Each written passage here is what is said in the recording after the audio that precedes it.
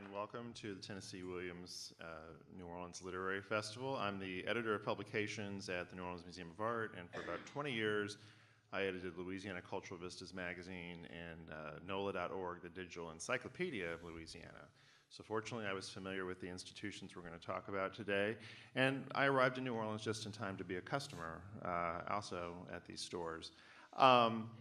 Of course, we're going to engage in what I would consider as New Orleans' favorite pastime, and that is waxing nostalgic about what ain't there no more, as we say in local parlance.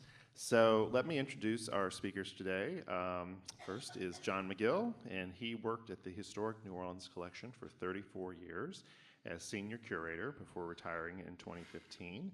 He's a nationally known urban historian and New Orleans expert, and he's written extensively many articles ranging from the history of Carnival to the infrastructure of New Orleans. And his most recent book is The Incomparable Magazine Street, where he covers literally every square inch of that famous thoroughfare. Too long a book. And I know he walked every inch of it as well. I walked it, yeah. Yeah, so we'll talk about that as well. Fun, and then next we have Edward Branley. He is a writer, teacher, historian, and a self-professed computer nerd. He graduated from Brother Martin High School and received a degree in secondary education from the University of New Orleans. He's the author of 6 books on New Orleans history, including books on Maison Blanche, and today we're going to discuss his new book on the Krauss Department Store, as well as books on the Canal Street car line and history of jazz. And you can connect with him on social media. He's at NOLA History Guy, and I know blogs and reports a lot about observations on our city. And then finally, we have David Capello. He's originally from Kansas City. He worked in the New York City publishing industry during the 1980s before beginning a career in authoring market research studies for corporate and financial clients. His book, The People's Grocery, is the first written for the general public, and it is a biography of John Schwegmann, of course, a retail legend here who went on to many things beyond the grocery aisles. So let's start our conversation. I thought we would start with literally an institution that predates everything, and that is Magazine Street. Of course, everyone here in the city I know is familiar with that. But John, perhaps a lot of people don't know why it is called Magazine Street. And maybe if you could just give us a little early evolution of how it became a retail corridor. Okay, well, you actually have 2 choices. In the early French days in New Orleans, there was a powder magazine, which was at the corner of what is now sort of in the country then, the corner of Decatur and Iberville Street. And on French maps, it was referred to as a poudlet. The only place I saw a magazine was on an English map of New Orleans from the 1760s, and it was a magazine. I think more likely during the Spanish period, a big warehouse was built where the Custom House is today, and in Spanish, pardon my Spanish, but it was an almazan. And when Faubourg St. Mary, which is the area above Canal Street, was subdivided in 1788, on the earliest maps, Magazine Street was referred to as Almazan Street. And of course, you know, New Orleans was a still primarily French language city. The Spanish tried to get them to speak Spanish, but you know, they're going to say with the French. And so you're just one step away from the French term for warehouse, magasin. And then when we became Americanized, you were one step away from Magazine Street. So no matter what, if you stand at the corner of Canal and Decatur Street and you look into the French Quarter, you're either going to see where the powder magazine was located or the almazan was located. But I really think it was named for the Spanish warehouses that were where the Custom House is today. But I gave both histories because, you know, so many people think of the powder magazine, but as I said, I never saw it referred to as anything other than poudlet on the, or powder on the French maps, and if it had been named for that, it might have been Powder Street instead of Magazine Street. And your book starts out, you jump quite a bit further into history on what was called M-Day, which you basically say is almost the definition of what contemporary Magazine Street is. Yeah. Beginning in 1947, Magazine Street was completely repaved from Canal Street up to League Avenue. And old streetcar tracks were pulled up. The streetcars were replaced by trolley buses. And, interesting, it took only 6 months to finish all that work. And it included drainage and new gutters, but I won't get into that. Living near Jefferson Avenue, I won't get into that. But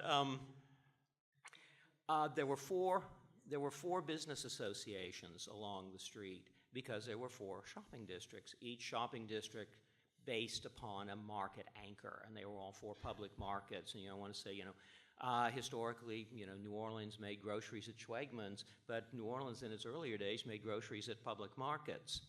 And these different business organizations decided to merge into one, the Magazine Street Businessmen's Association, which is not related to the Magazine Merchants Association of today.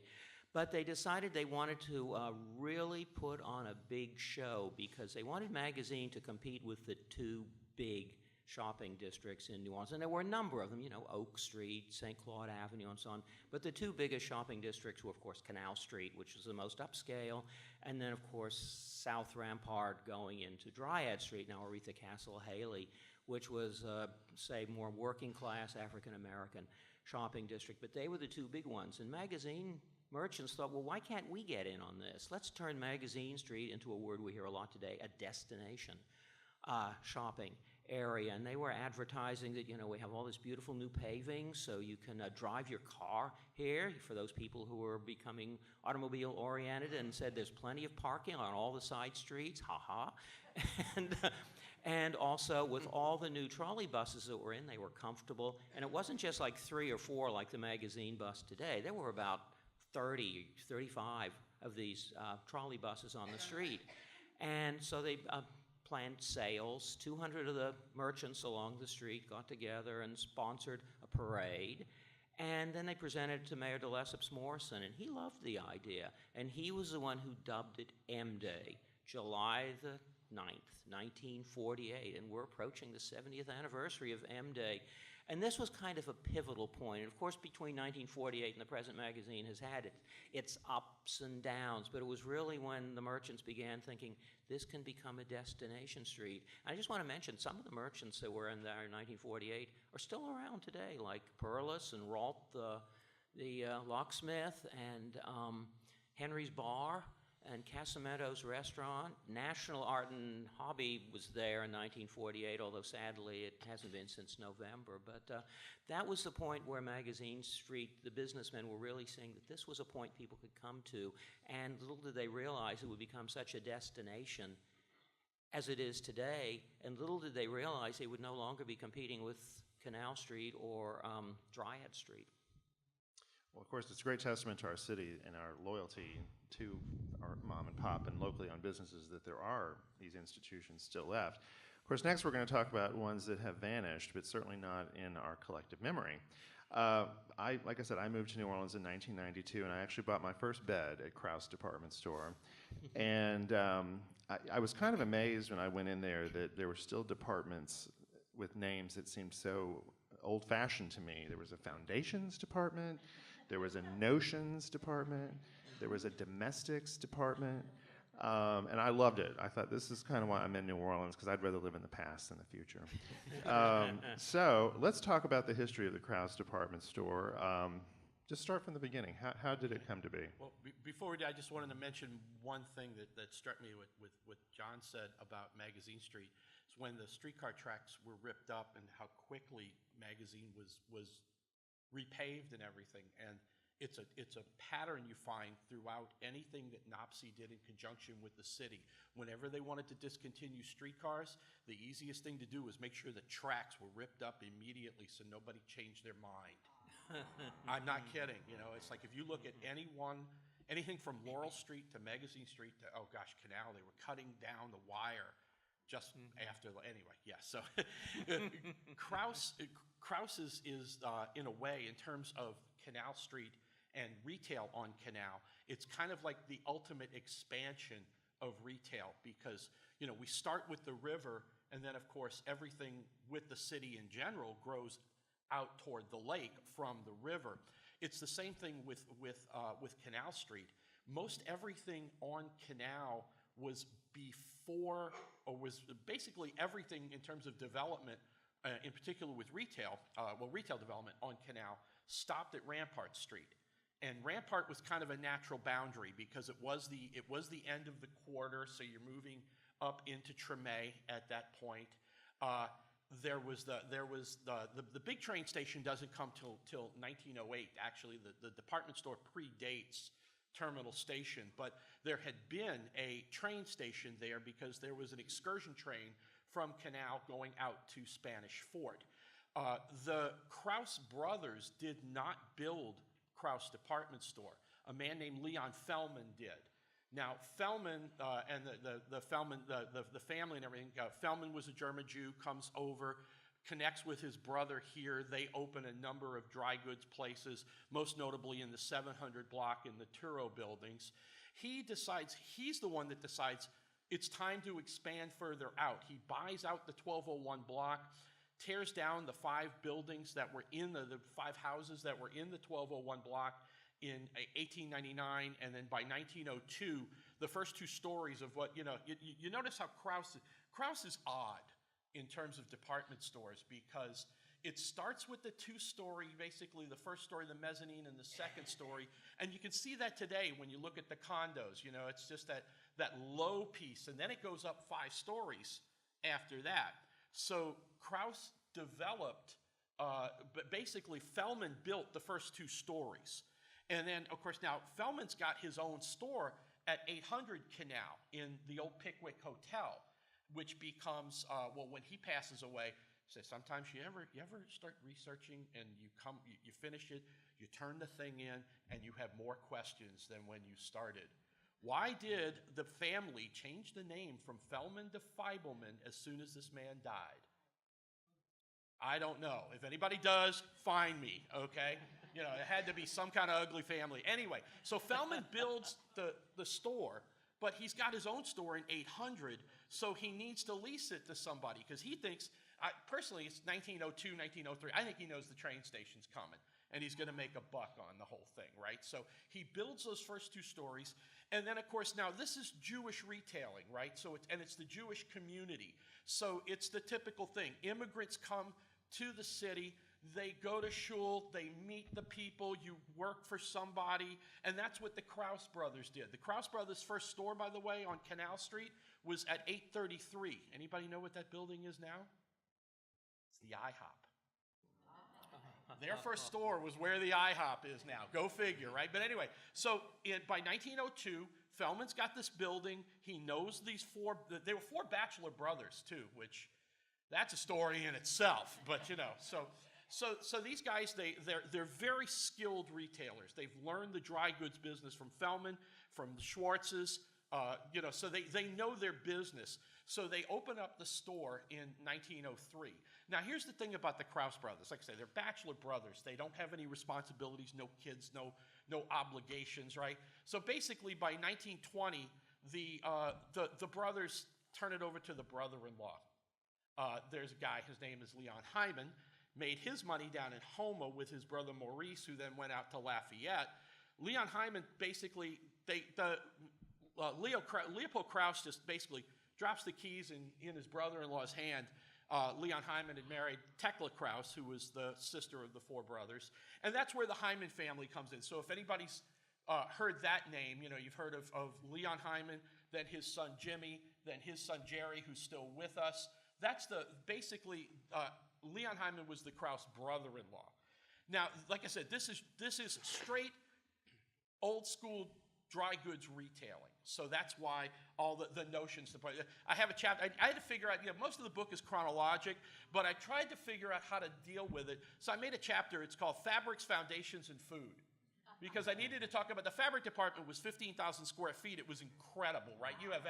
I have 2 queens of old school balls who I'm sworn to secrecy, not to reveal names and all of that. But you know how debutantes, if you're a maid in all the balls, you get just a nice white gown and you stretch that through the season and everything.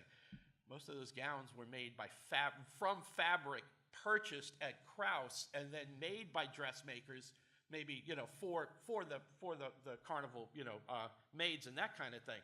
And then of course the foundations, it's like, hey, Benny Grunch was right that you can't buy no more queen size lingerie because Krauss ain't there no more, right? So, and it's just the story of the store, like I say, starts with these four brothers who are just brilliant retailers.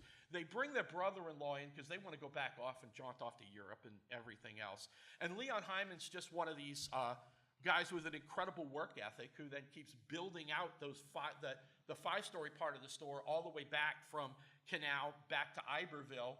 And then with the speed bump of the war in World War II, they don't expand to the second block until 1952. But it was just an incredible store. And then what happens is in the third generation of the Hymans, because you have Leon, then Jimmy, and then Jerry Hyman. But Jerry Hyman didn't want to be in retail. So Jimmy Hyman says, I need to get somebody who can take over. So he puts out, does a headhunter thing in the mid-1960s. And in 1967, he hired a gentleman named Hugo Kahn. And Hugo, you might be familiar with because he's been around here forever too, because it's now, going on 50 years in New Orleans. Hugo was a CPA. He hired him as controller. His son, Jimmy Hyman's son, Jerry, didn't want to take over the store. So Jimmy turns the store over to Hugo, and that becomes basically from 67 to 97, he's basically the story of the management. And Hugo's still with us. We just did a talk over the weekend at Le Fest, and it was standing room only because Hugo was there. It was really fun, but the store itself, it's a wonderful century, I guess the best way to say it. Yeah, I've heard people describe it, and I thought aptly, it's almost like a country mercantile store. It was Yeah. very utilitarian. It wasn't flashy, but it had everything in Exactly, it. yeah. And the one thing that I know, I've talked to generations here who said, and it was specifically stocked for New Orleanians. At carnival season, kid gloves, which all the debutantes need, were in great, stocked well. Yeah. And I've even heard a story where a retailer at Saks called Krauss because they ran out, and they knew Krauss had some. Yes, there's several stories like that. Right. Actually, the original Krauss store, the one that's the IHOP, that was a big deal for them because the two brothers, that was Sam and Leo that ran that store. They had the most exclusive kid gloves, short and long section in town, and that's exactly, The other thing Krauss was big on, you talk about New Orleans only, ladies' shoes in size 12. You want to guess why we sell ladies' shoes in size 12? You would be correct.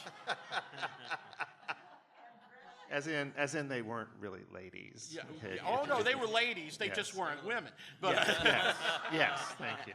no, it's again, that's another stories of like buying fabric and shoes and everything for the Bourbon Street Awards.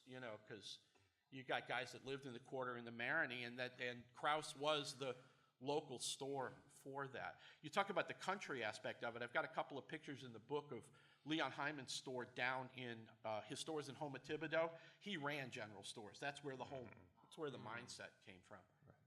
Well, another retailing genius who shaped our city was John Schwegmann, and David has written a definitive biography of that gentleman.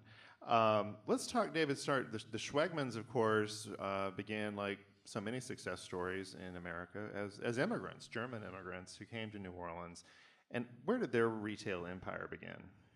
Well, their retail empire was not exactly an empire when it started, but those Schwegmann's that we know today or remember today was actually started right after World War II, 1946. That was the first official Schwegmann Brothers giant supermarket.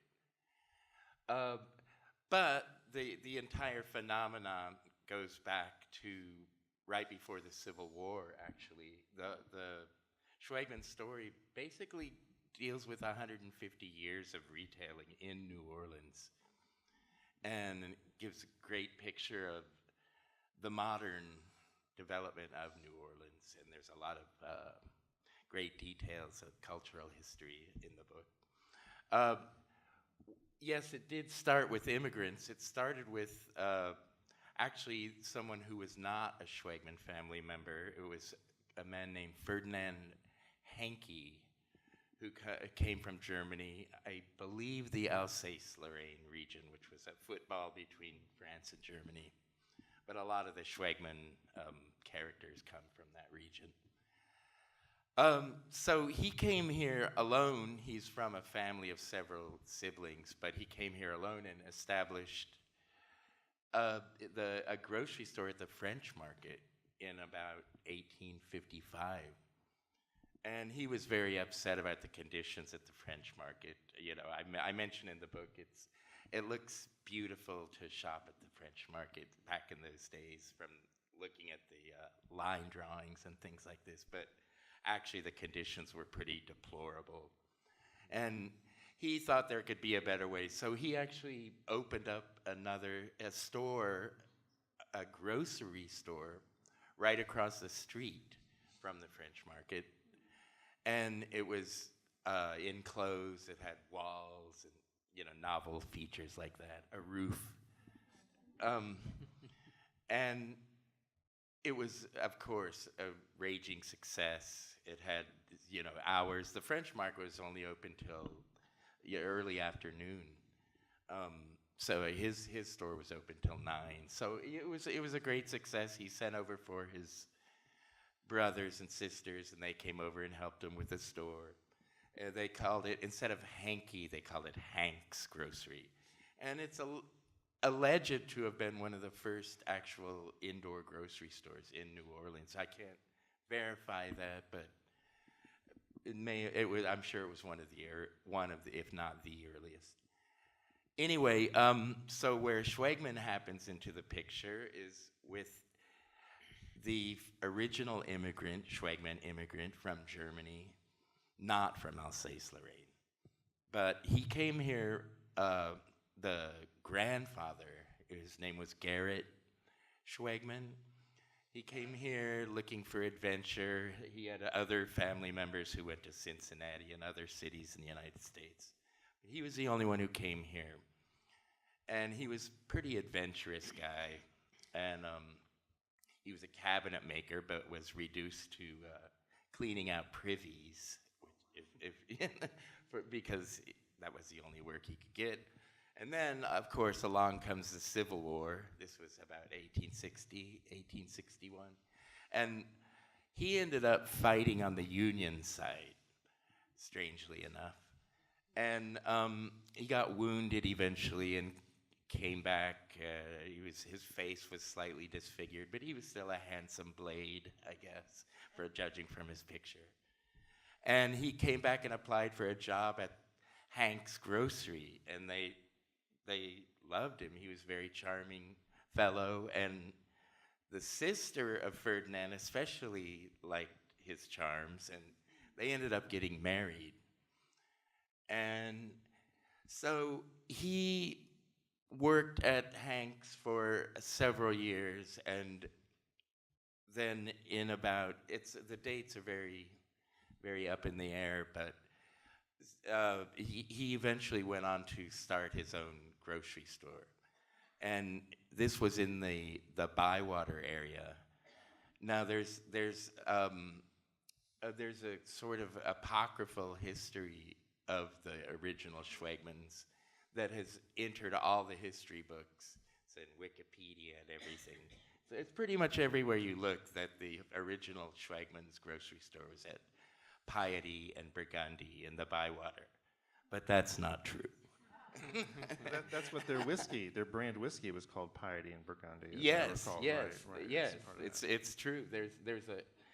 There's a whole backstory to that, but I won't get into that right now. But the grandfather actually, being bankrolled by his in-laws from Hanks, the Hankey family.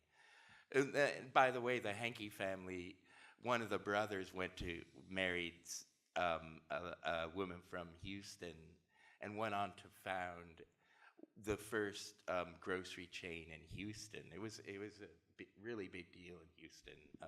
Hankey and Pillow is the first chain grocery store in Houston, later bought out by Kroger. But anyway, so the grandfather went on to open about 4 or 5 stores in the Bywater, what he would do, his modus operandi was to buy a store, build it up, sell it off, and then go out to California, and then come back.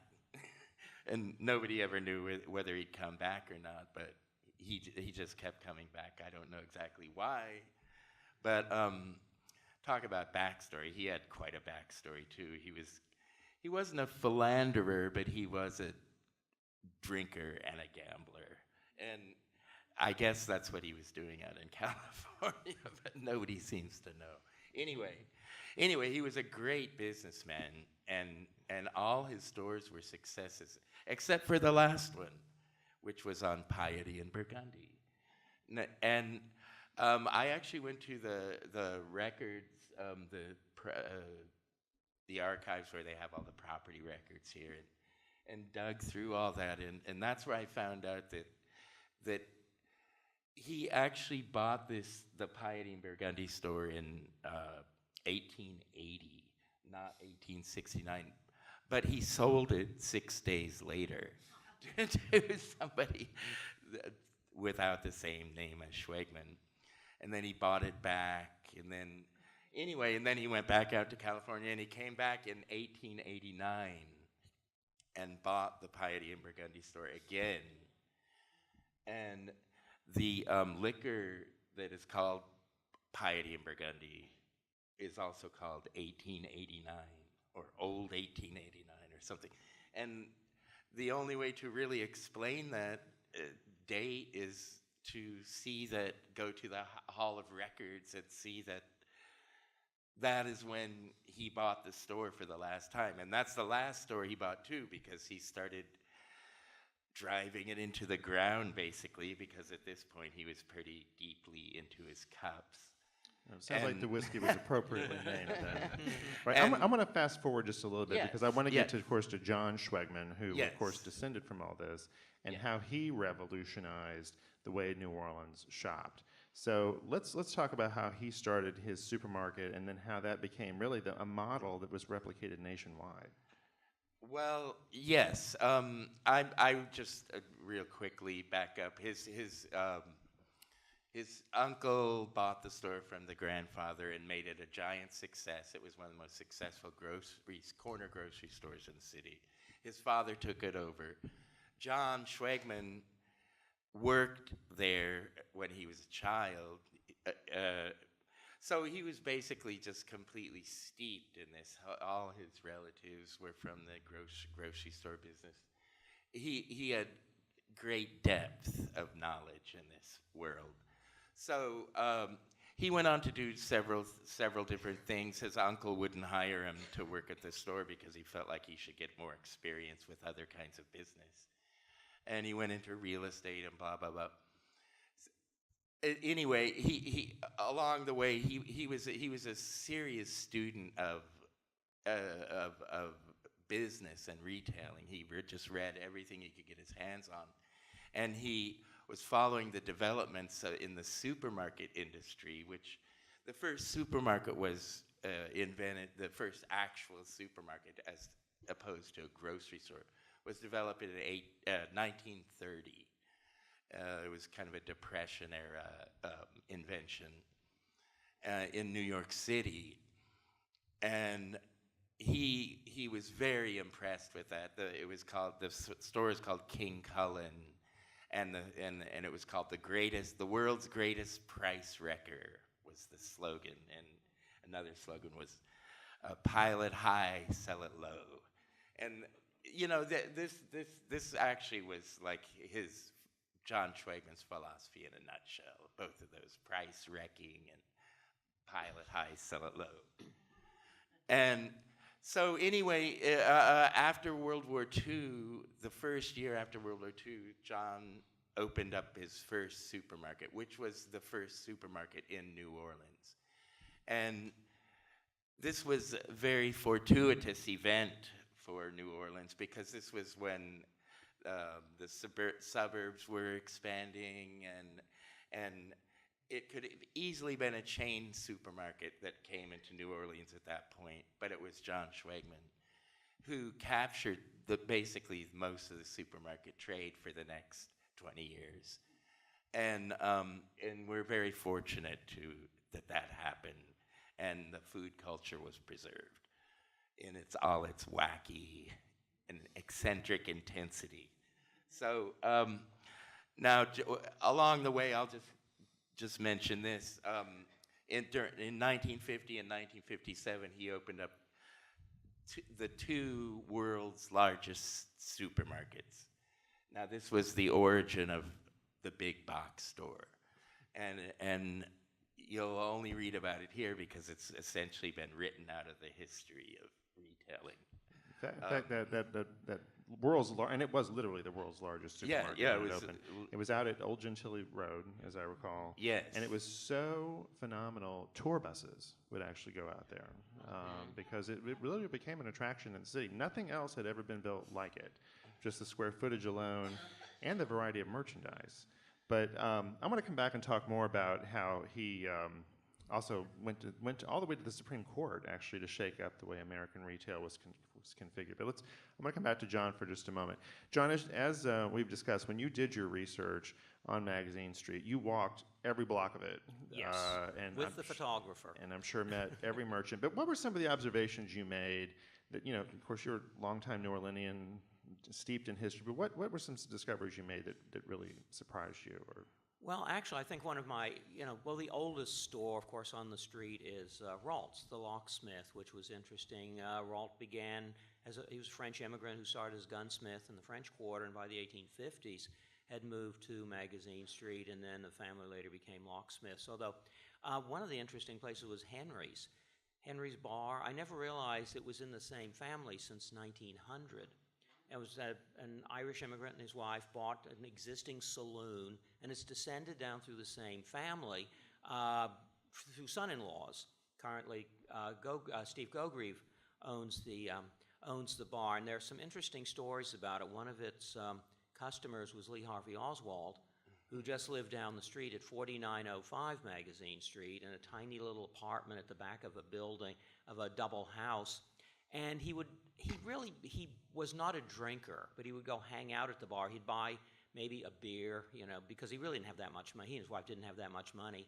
And probably 35 cents for a beer or whatever it cost in 1963 was quite a bit for him. But he'd go there and watch television. And also he'd go to the meat market. There was a little grocery store next door. There was still another mom-and-pop grocery store, actually owned by the same family that owned the bar. And it's where that cheesy restaurant is today. And Lee Harvey would go in and check the prices and go home and tell his wife what the prices were, and she'd go back and buy the stuff. But he was mostly stay in the bar watching television. And the day he was arrested for handing out those pro-Cuban leaflets in front of the International Trade Mart on when the building was on Camp and Common Street, and he was arrested, and it was on the evening news, he went down to the bar to see himself on the evening news. And well, he told the owner, and that was Henry Gogrieve. He said, "That's me. I was the one arrested." That did not go over well with the owner. He got kicked out of the bar and told pretty much, "Don't come back." And he and his wife did disappear from the neighborhood shortly thereafter. And the next thing was, the assassination of Kennedy in Dallas, and Henry's became sort of ground zero for some of the world's networks. And of course, we only had 3 networks in the United States at the time. We didn't have, what we have today. But the family ended up being testifying for the Warren Report and, finding out what was going on there. So that's its real claim to history. But then I also thought it was interesting, it's right across the street from a school. Where else but in New Orleans would you have a bar across the street from a school, which was most likely grandfathered in, although the school, which began as Southern University, dated back to the mid-1870s. It was a gorgeous building on that site, and Southern later moved to Baton Rouge, and then it became Xavier University, which later moved to Palmetto Street, and then it became Xavier Prep, the girls' high school, and now it's Catherine Drexel. But in about 1950 or so, the old building, which was a very handsome building, was torn down, and the new modern school was put up. But it was interesting to see, some of the older stores along the street. And, you know, as I said, there were very few. Like Casamento's goes back to 1919. We've got pictures. We've got a then picture and a now picture of Casamento's. The one, the then picture was from about 1950. And you look in there, it's virtually the same. And there's a ledge in the back with there are like 7 flower pots up on it. Well, now there are like 4. And they never replaced the broken flower pots. But the original founder of the restaurant did it in tile because it was easier to clean that out. Just go in and hose it out. You know, in New Orleans, when you've got a seafood restaurant, you want to make sure you keep it clean. And Perlis was also an interesting history. I interviewed David Perlis, who's just, you know, delightful man. And his dad, Rogers Perlis, founded the store. And originally, the first store was in what was a plumbing store on Magazine Street, where the Circle K parking lot is today in the same 6000 block. He had $250 worth of merchandise. He did so well, he was able to move down the street to the corner of Webster and move into what had been a grocery store at that corner, and began, over the years, the family began to accumulate property around there, and then later on built the new store, the new Perlis store, and tear the old store down and put the parking lot in there, but still has the same address that it's had for many, many years. And that goes back to 1939. And also finding the different types of businesses along Magazine Street. You know, you look at Magazine Street today, it's pretty upscale. You know, from one end to the other. You know, you still have places like Clement's Hardware, which is like going into a time warp. And I do have to say, up until about the early 1960s, that was an H.G. Hill and then Winn-Dixie grocery store. No more of a supermarket than you can imagine. But, you know, there were a number of grocery stores, and they served the needs of the neighborhood. So you had grocery stores and hardware stores. You would find hardware stores every couple of blocks. There are 2 left, Clement's and Harry's Ace. And Harry's only goes back, Harry's started in another part of the city, and had been in that building since about 1970. And when you look at the building, you can tell what it was when it was originally built about 1920. It was an automobile dealership for a long-gone automobile company. I can't even remember its name off the top of my head. Then in the early 1930s, it became Mother's Homemade Pies. So it was a bakery for many years, and then Harry's went in there. But over those years, you know, so many hardware stores closed. And there were also lots of cobbler shops along Magazine Street. One of my favorite stories is a gentleman named Cephalou, who was a Sicilian immigrant. And frequently you would find, you know, Sicilian immigrants becoming cobblers. And I was wondering, you know, thought, well, that's probably because, you know, where some of the best shoes in the world made, Italy. And it was just logical. But Mr. Cephalou, I don't remember his first name right off, he lived up around State Street, and every day he would, when he'd go to work, he'd put on his coat and his tie and his hat, and if it was cold, his overcoat. He always went out like a gentleman. He would get to his store, go in, change into his work clothes, and when he finished his day's work, he would change back again, get on the streetcar. You know, it's no different than ladies wearing white gloves to Canal Street. It was, you know, the same thing. You dressed the part, and he went home. And the family wasn't sure where the store was located. So, I can find that out easily. And I did find out where it was. He was in a building on Magazine that he shared with the Best Ice Cream store. And there were a number of Best Ice Cream stores in New Orleans, and someone said it was homemade ice cream. But today, that is now Pilot and Powell, which is a pretty elegant ladies' store.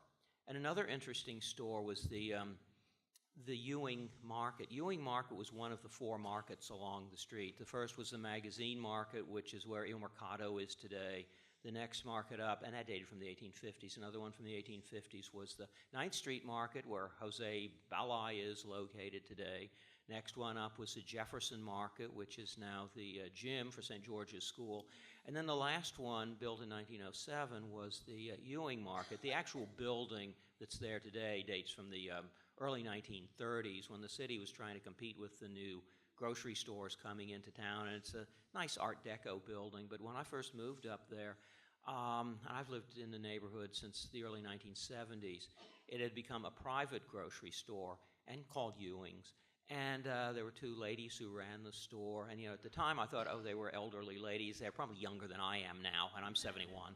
So, and there were cans on the shelves that looked as if they'd been there since the 1950s.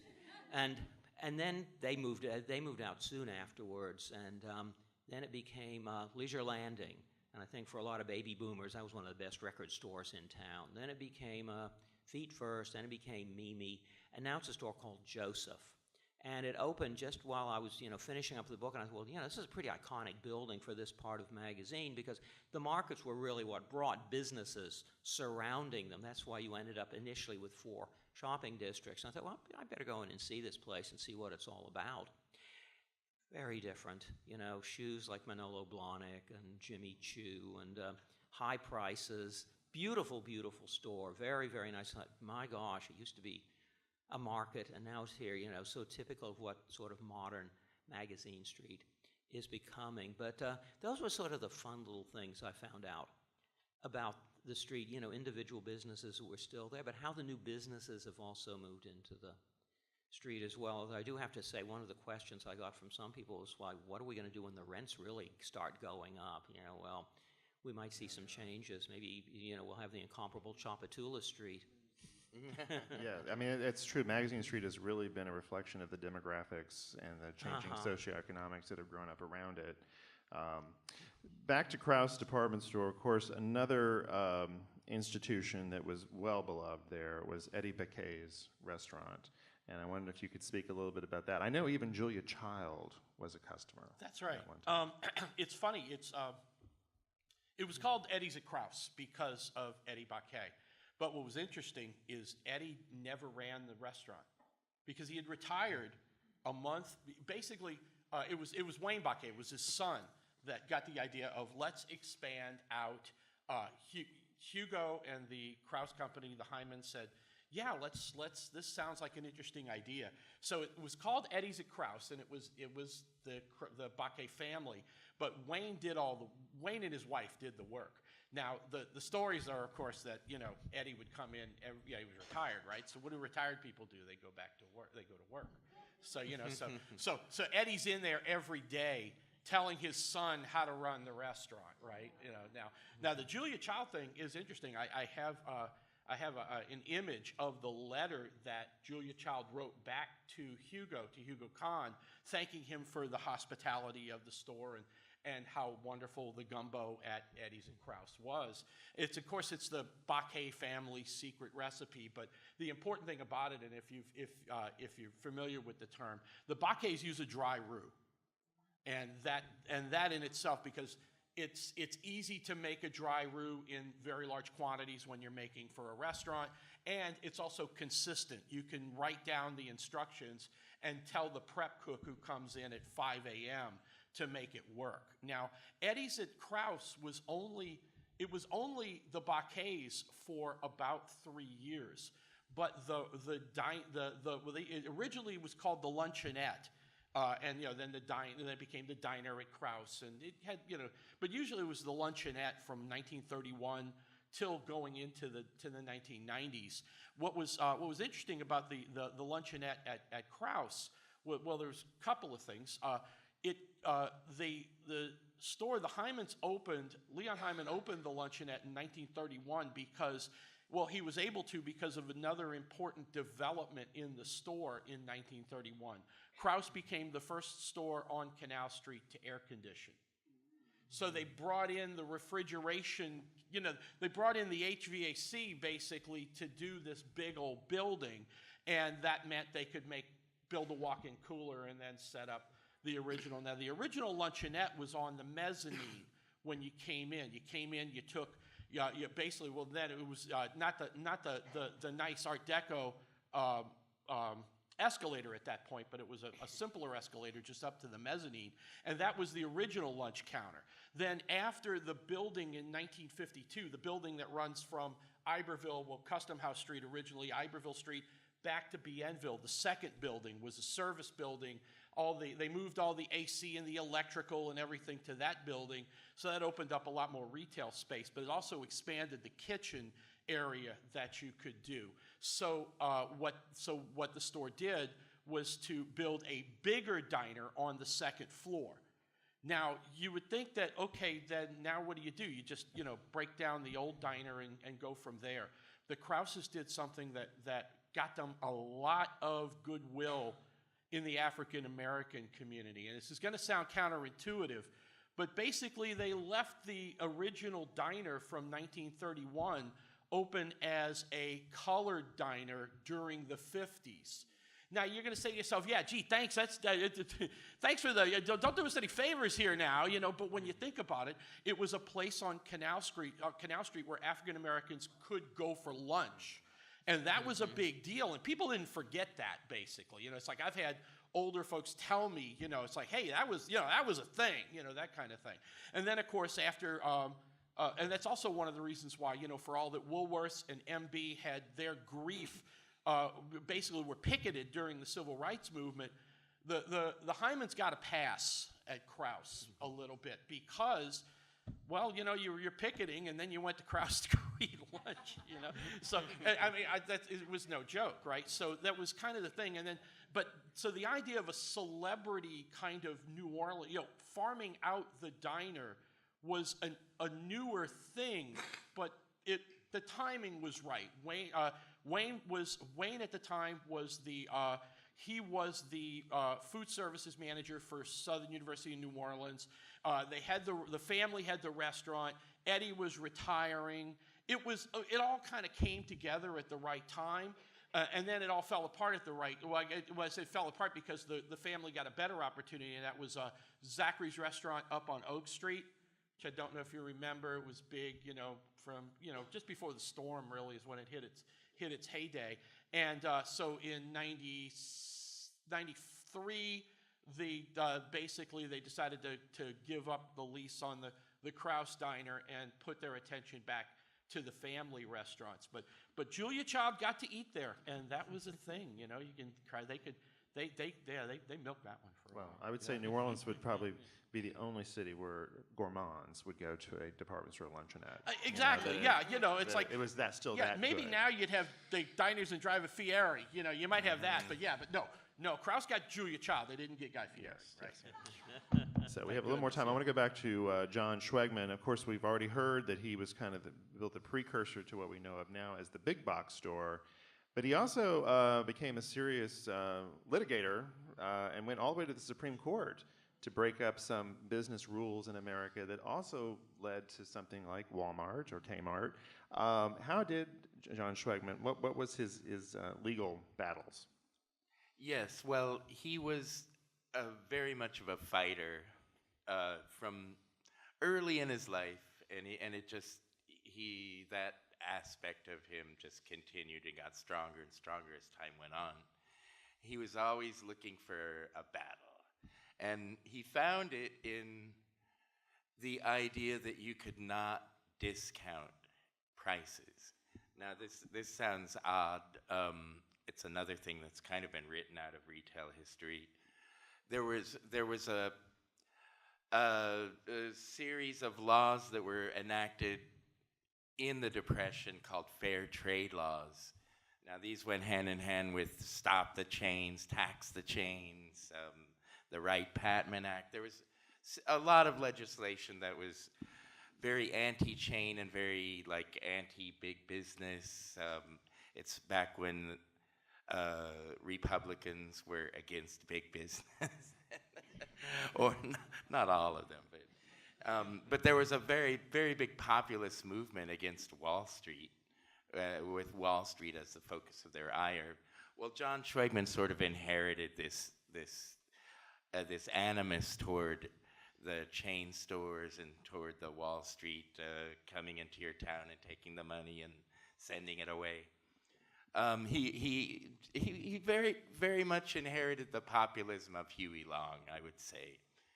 And there was, so during the 1930s, these laws were enacted on a state level called fair trade laws.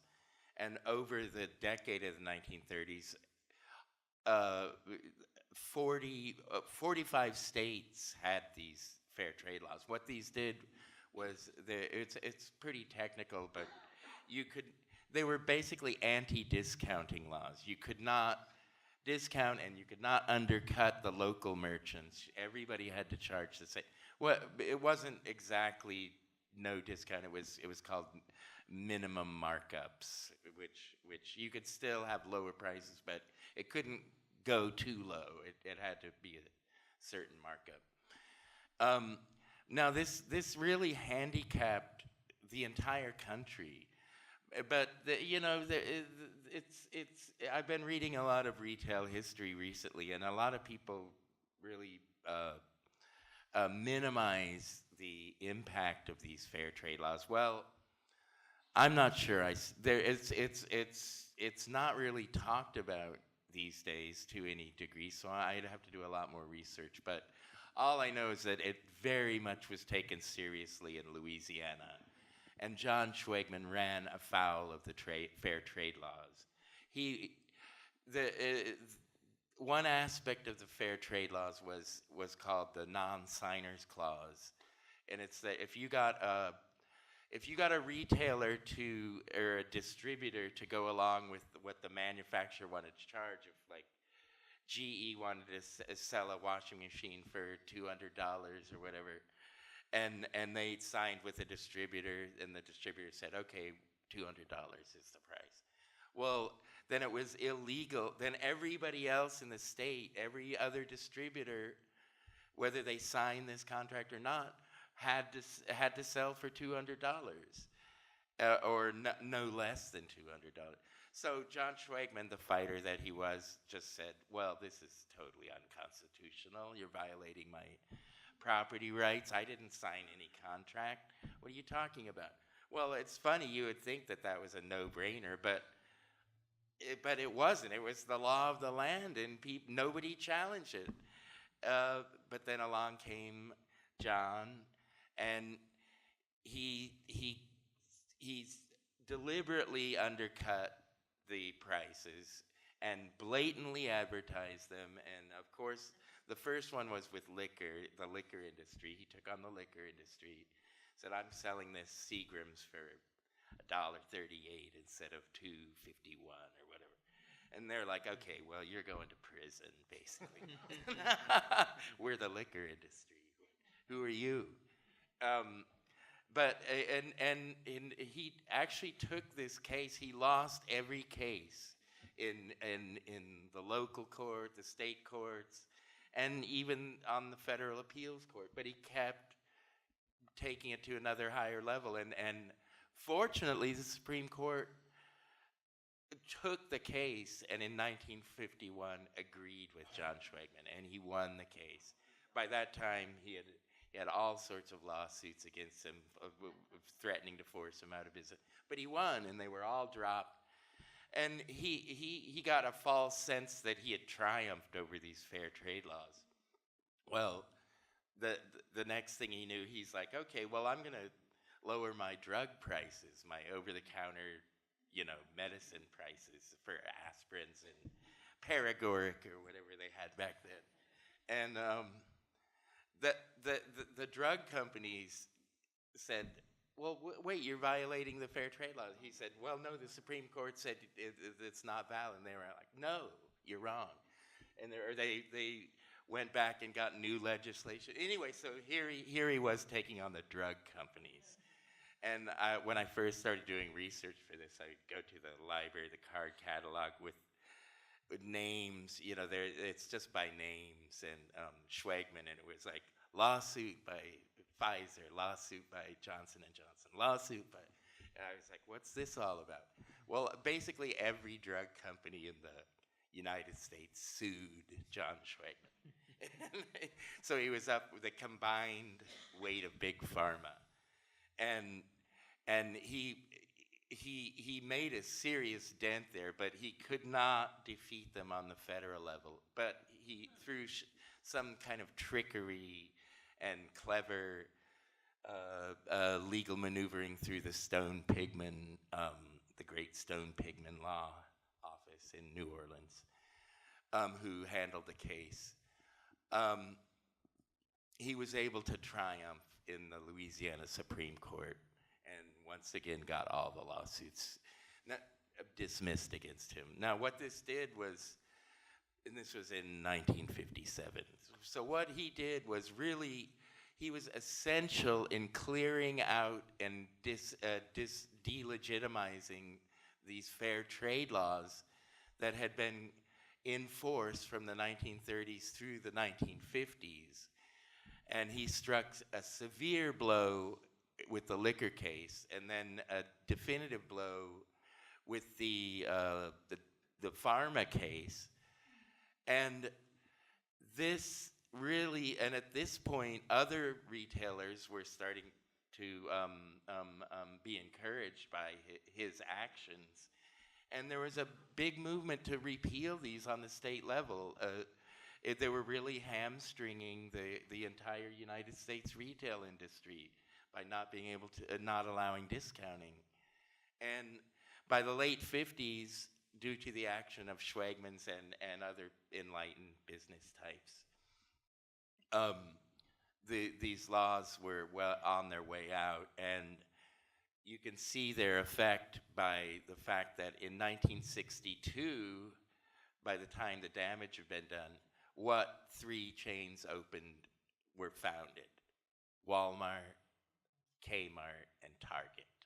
The 3 giant discounters that went on to displace Sears, Penny, and Ward's. So Yes, I think Sam Walton owes John Schwegmann a big thank you. Well, of course, we still have a lot of ground we can cover, but we want to open it up to audience questions. So we'll begin.